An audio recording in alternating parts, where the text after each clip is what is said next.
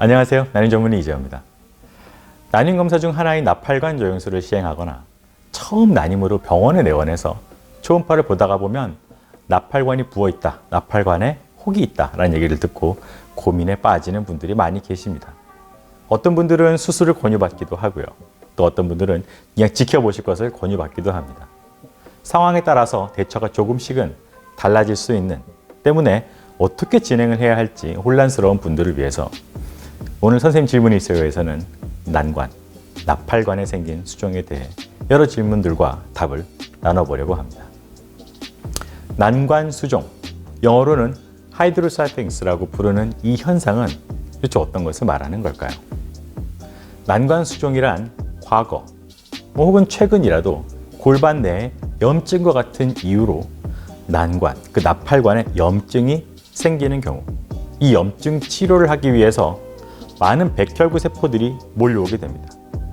이런 몸의 균 또는 이물질과 싸워 없애려는 자연스러운 노력으로 인해 난관 안의 세포의 밀도가 올라가고 밀도가 올라간 부위에 수분의 평형을 맞추기 위해서 자연스럽게 물이 스며들어서 누적되고 그 물이 고여 난관을 뚱뚱하게 부풀어 오르는 상태를 만들게 됩니다.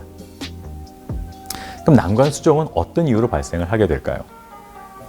주로 수종은 본인이 인지를 하였던 못하였던 간에 과거에 발생한 염증으로 인해 생기는 경우가 가장 흔합니다.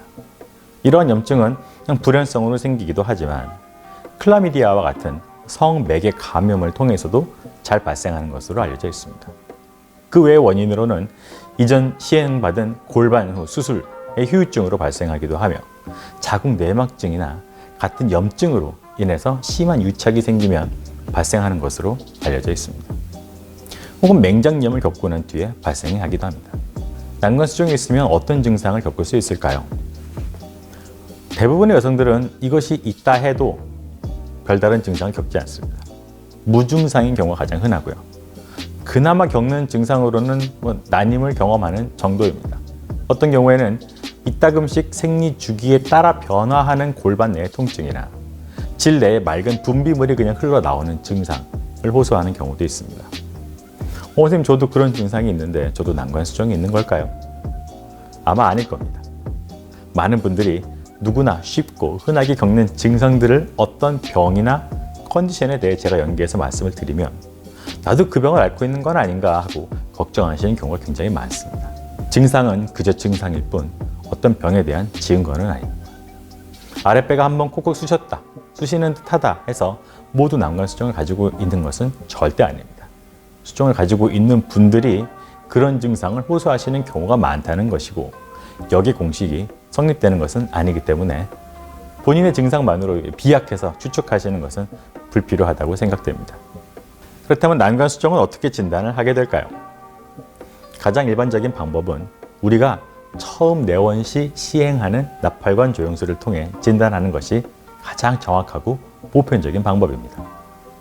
나팔관이 부어있는 경우 투여된 조영제가 엑스레이 필름상에서 뚱뚱한 이리저리 꼬인 막대 풍선 혹은 소시지 같은 모양으로 나타나게 됩니다.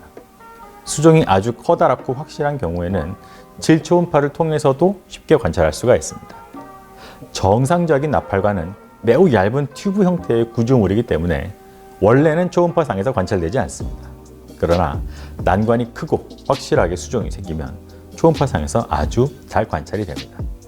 수종의 크기가 작고 임신에 부정적인 영향을 주고 있는지 아닌지 명확하게 판단하기가 어렵거나 초음파와 조영술로도 알기가 어려운 경우에는 전신 마취를 하고 난 후에 복강경으로 확인하는 방법이 있습니다만 입원 및 수술의 부담 때문에 자주 사용되는 방법은 아닙니다. 난관 수종이 있다면 그럼 임신이 불가능한 걸까요?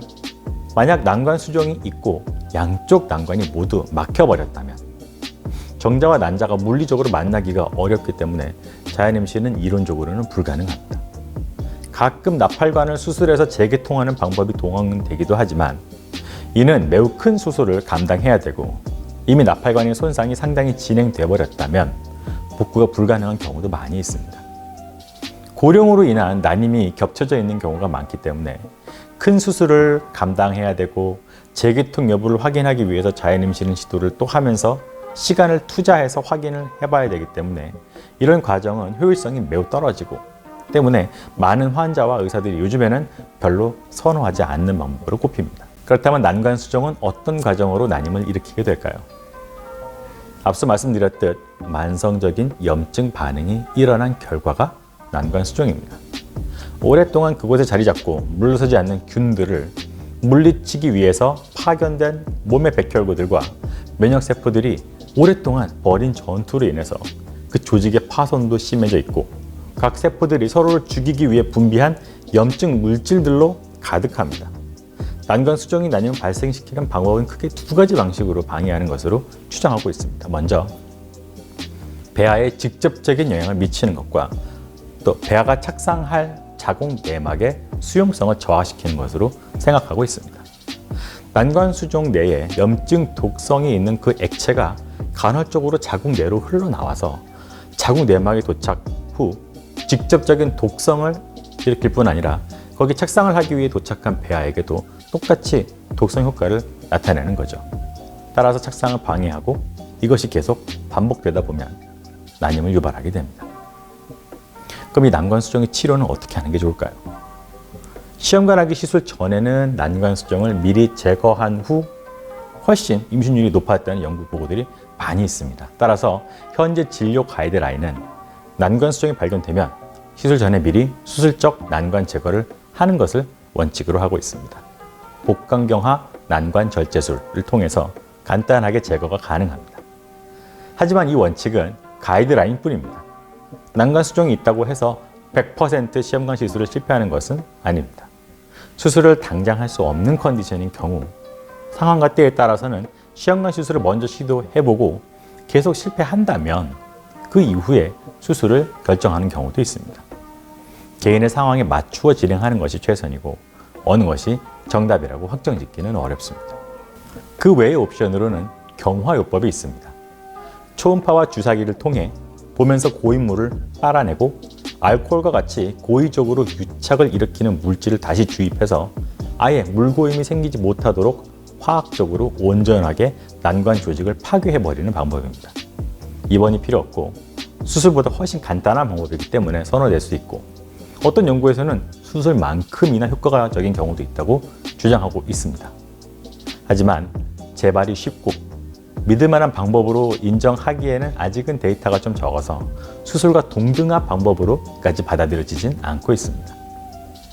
다른 방법으로는 복강경을 이용해서 나팔관을 교정하는 방법입니다.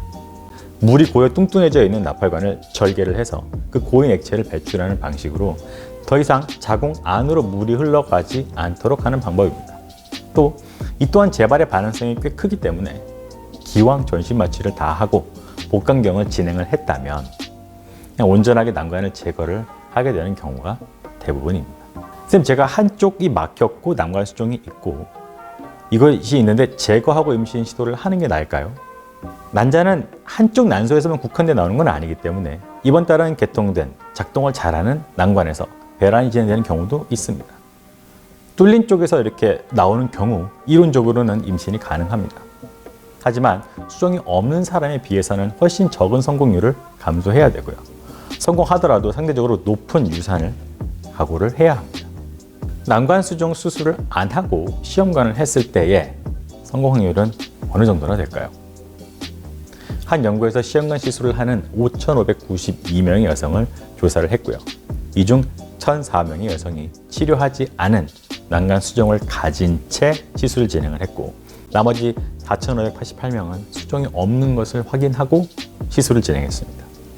수정이 있는 채로 시술을 받은 그룹의 성공률은 19.67%로 수정이 없는 상태에서 시술받은 그 그룹의 성공률 31.1%에 비해 거의 절반에 가까운 성공률 감소를 보였었고요.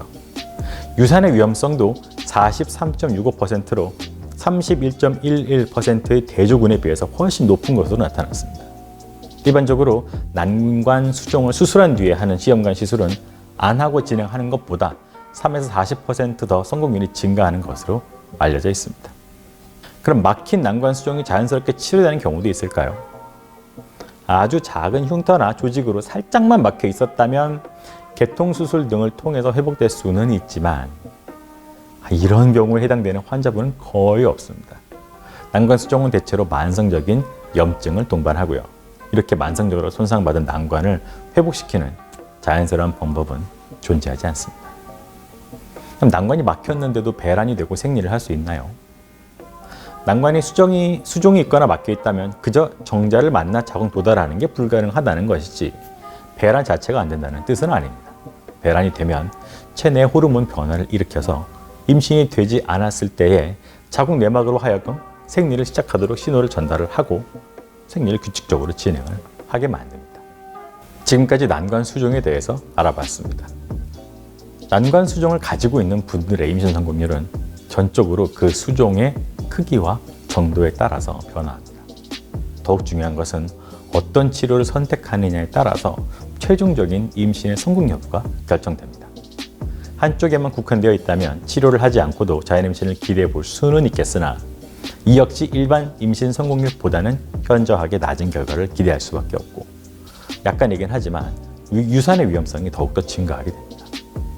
수술적 제거 및 시험관 시술만이 가장 효과적인 치료 방법이고요. 이런 컨디션이 발견되었다면 본인에게 맞는 득과 실을 따져줄 난임 전문의를 찾아 빨리 상의하시는 것을 추천드립니다. 난임으로 고생하시는 20만 부부들이 모두 부모가 되는 날까지 늘 함께하겠습니다. 지금까지 난임 전문의 이재호였습니다. 여러분 이번 달에는 꼭 성공하세요. 감사합니다.